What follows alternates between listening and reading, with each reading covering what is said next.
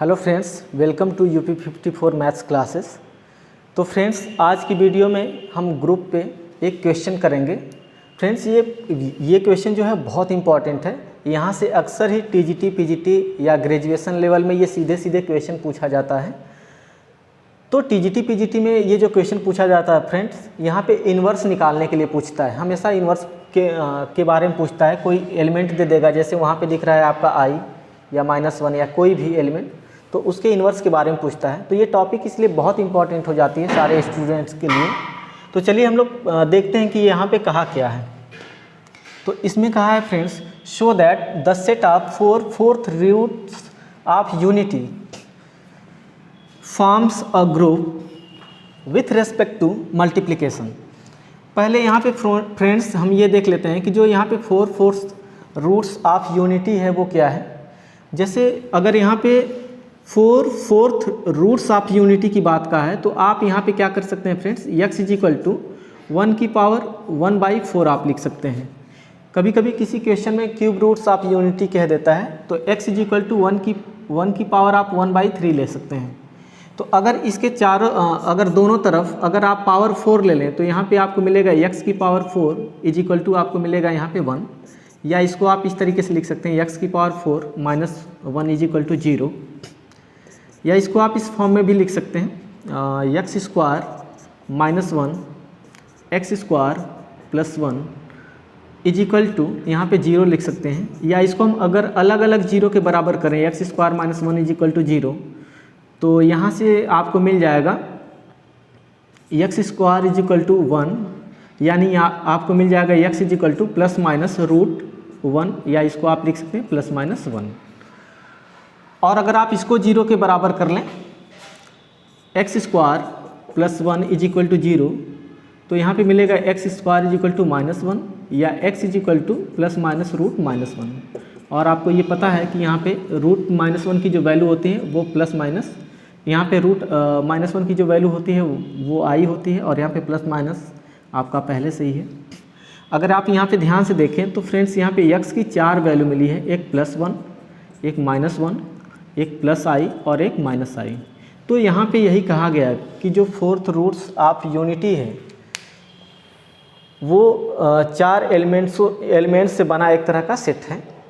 तो उसे हमें क्या करना है, ग्रुप हमें दिखाना है कि ये ग्रुप किस तरीके से फॉर्म करेगा।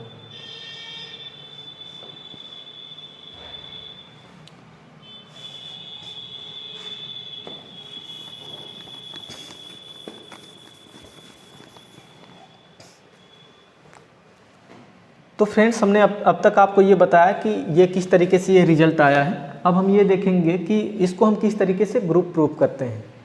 मान लीजिए कि फ्रेंड्स, यहाँ पे हमने एक सेट लिया जी, और इस सेट को with respect to multiplication group proof करना है। तो अगर मल्टीप्लिकेशन के रिस्पेक्ट में ग्रुप प्रूफ करना है, तो ये आपको यहाँ पे मल्टीप्लिकेशन की साइन लेनी पड़ेगी, यानी यहाँ पे ऑर्डर पेयर के रूप में यहाँ पे जी, और बाइनरी ऑपरेशन की जगह हम डॉट का इस्तेमाल करेंगे, यानी मल्टीप्लिकेशन का। तो इस सिस्टम में कह रहा है कि यहाँ पे जो 4 एलिमेंट हैं, यहाँ पे लिख लेते हैं 1 -1 i और -i, इस तरीके से लिख लेते हैं। तो इसे हमें प्रूफ करना है ग्रुप। तो जब ग्रुप हमें प्रूफ करना है फ्रेंड्स, तो आपको इसकी डेफिनेशन पता होनी चाहिए कि ग्रुप क्या होता है।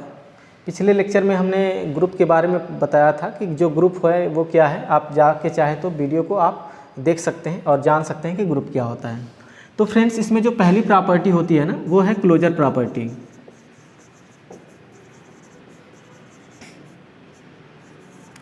तो क्लोजर प्रॉपर्टी, तो फ्रेंड्स वहाँ पे क्लोजर प्रॉपर्टी में आपको यही बताया गया था कि for all A B belongs to G, A operation B belongs to G, means अगर जी में कोई भी 2 एलिमेंट्स ए और बी अगर हम ले लें, उनके साथ बाइनरी ऑपरेशन अगर ओ लें, ओ की जगह यहाँ पे डॉट का इस्तेमाल हो रहा है, तो वो जो एलिमेंट है ए ऑपरेशन बी वो जी में ही आना चाहिए। जैसे अगर हम 1 का अगर i के साथ प्रोडक्ट करें, 1.i, तो इसके = आपका i ही आएगा। और आप देख रहे हैं कि i यहाँ पे पहले से मौजूद है। अगर i का माइनस आई के साथ अगर डॉट प्रोडक्ट करें तो यहाँ पे आपका माइनस आई स्क्वायर आएगा, और आपको पता है कि आई स्क्वायर की जो वैल्यू होती है वो -1 होती है, यानी आपका यहाँ पे आ जाएगा +1, और ये भी आपका यहाँ पे मौजूद है +1। इस तरीके से आप किसी के साथ अगर आप प्रोडक्ट करते हैं तो आप यही पाएंगे कि वो सारे एलिमेंट जो हैं वो यहीं पे आएंगे। बार बार आप प्रोडक्ट करें उन सारे एलिमेंट्स को तो आप देखेंगे कि वो यहीं पे मिल जाएंगे। तो इस तरीके से आपने ये देखा क्लोजर प्रॉपर्टी क्या होता है। नेक्स्ट हम इसमें देखेंगे फ्रेंड्स कि क्लोजर एसोसिएटिव प्रॉपर्टी जो है वो क्या होता है। एसोसिएटिव प्रॉपर्टी,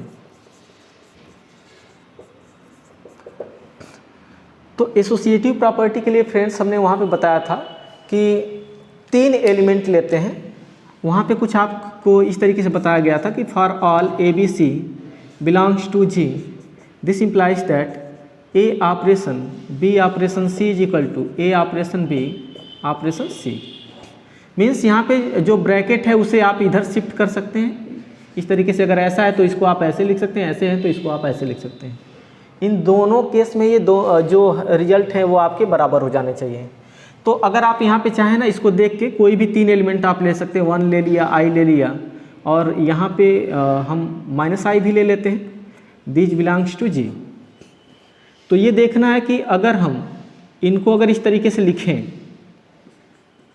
और इनके साथ ये बाइनरी ऑपरेशन लें, यहाँ पे जो O है उसकी जगह हम डॉट का इस्तेमाल करेंगे। तो अगर हम यहाँ पे ब्रैकेट यहाँ पे लेते हैं तो क्या हम जो ब्रैकेट ये है, अगर हम इसको अगर इस ब्रैकेट को अगर यहाँ से यहाँ पे अगर ला दें तो क्या उस केस में ये सेम आएंगे।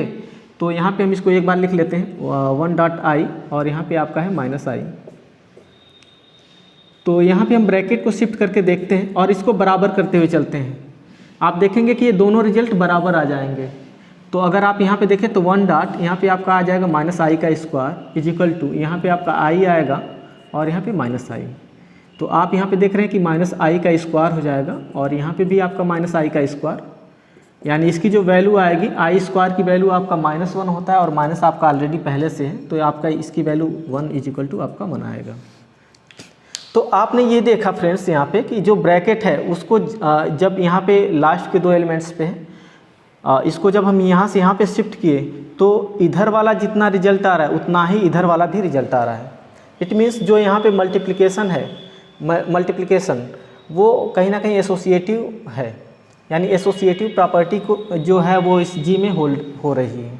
तो इसमें 2 प्रॉपर्टी होल्ड हो गई, क्लोजर प्रॉपर्टी एंड जो नेक्स्ट है वो एसोसिएटिव प्रॉपर्टी, या इससे एसोसिएटिविटी भी कहते हैं। जो थर्ड प्रॉपर्टी है फ्रेंड्स वो बड़ा इम्पॉर्टेंट हो जाता है। थर्ड और फोर्थ जो प्रॉपर्टी है वो बड़ा इम्पॉर्टेंट हो जाता है एग्ज़ाम की दृष्टि से, अक्सर पूछ लिए जाते हैं कंपटीशन में, हायर लेवल के एग्ज़ाम में पूछे जाते हैं। तो इसमें जो फ्रेंड्स तीसरा है वो है एक्सिस्टेंस ऑफ आइडेंटिटी। तो एक्सिस्टेंस ऑफ आइडेंटिटी में फ्रेंड्स उसमें आपको ये बताया गया था कि for all A belongs to G there exist an element E belongs to G such that A operation A is equal to E operation A is equal to आपका A आता है। तो कहा जाता है कि G में सारे एलिमेंट्स के लिए एक एलिमेंट G में ज़रूर एग्जिस्ट करेगा, जिसको अगर हम A के साथ अगर इस तरीके से बाइनरी ऑपरेशन लें तो कह रहा है कि इस A पर कोई प्रभाव नहीं पड़ेगा। मतलब A ऑपरेशन E हो चाहे E ऑपरेशन A हो, तो A जो है वो उसी तरह रह जाएगा। तो क्या कोई इसके भीतर ऐसा एलिमेंट है जिसको हम किसी के साथ अगर ये बाइनरी ऑपरेशन लें डॉट यानी प्रोडक्ट, तो क्या इसमें कोई ऐसा एलिमेंट है जो किसी पे प्रभाव नहीं डालेगा। तो अगर आप यहाँ पे देखें तो अगर हम इस वन का अगर खुद के साथ 1 के साथ अगर प्रोडक्ट करें तो इस 1 पे कोई प्रभाव नहीं डालेगा, 1 आ जाएगा। इस 1 का अगर -1 के साथ अगर प्रोडक्ट करें तो -1 आ जाएगा, और इस 1 का अगर हम i के साथ प्रोडक्ट करेंगे तो यहाँ पे i आएगा, और 1 का अगर -i के साथ प्रोडक्ट करेंगे तो -i आएगा। इसका मतलब ये जो 1 है ना वो किसी भी एलिमेंट पे कोई प्रभाव नहीं डाल रहा है। इट मीन्स ये जो है वो एक आइडेंटिटी एलिमेंट का रोल प्ले करेगा। तो जब फ्रेंड्स मल्टीप्लिकेशन के रिस्पेक्ट में जब आइडेंटिटी मिलती है ना तो उसे हम मल्टीप्लिकेटिव आइडेंटिटी कहते हैं। यानी यहाँ पे जो 1 है वो मल्टीप्लिकेटिव आइडेंटिटी ऑफ जी है। तो आपने ये समझ लिया होगा कि जो आइडेंटिटी है वो क्या होता है। तो आइडेंटिटी एक ऐसा एलिमेंट होता है सिस्टम में जो किसी के साथ अगर बाइनरी ऑपरेशन को लेंगे तो उस पर कोई भी प्रभाव नहीं डालेगा। तो फ्रेंड्स आपको ये समझ में आ गया होगा। तो जो चौथी प्रॉपर्टी फ्रेंड्स ना वो आपकी बहुत ज़्यादा महत्वपूर्ण है। तो जो फोर्थ प्रॉपर्टी है वो है एक्सिस्टेंस ऑफ